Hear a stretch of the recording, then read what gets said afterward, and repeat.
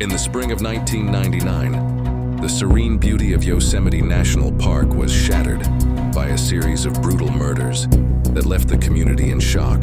The man responsible was Cary Stayner, a handyman at the Cedar Lodge in El Portal, California, just outside the park's boundaries.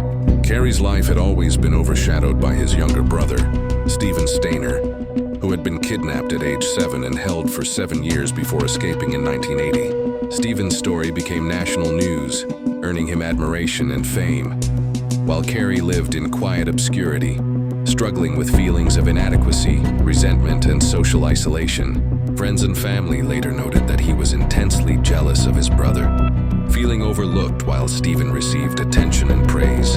This jealousy, combined with violent fantasies and a need for control, created a dangerous psychological mix.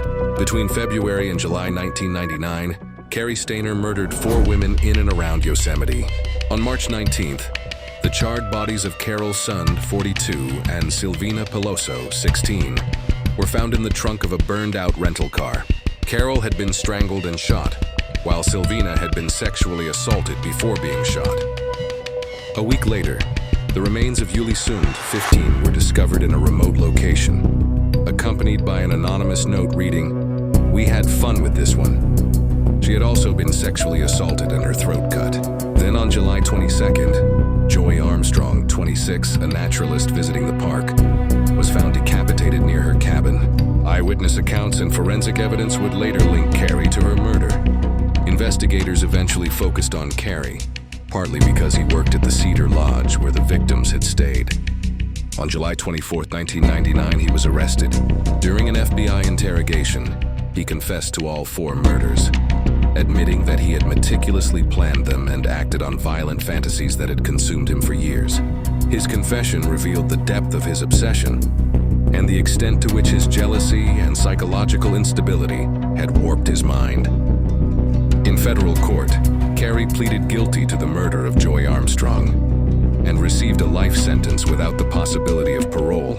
In California state court, he was convicted of the other 3 murders and sentenced to death. Today, Cary Stayner remains on death row at San Quentin State Prison. The Yosemite murders remain a chilling reminder that darkness can lurk behind seemingly ordinary lives.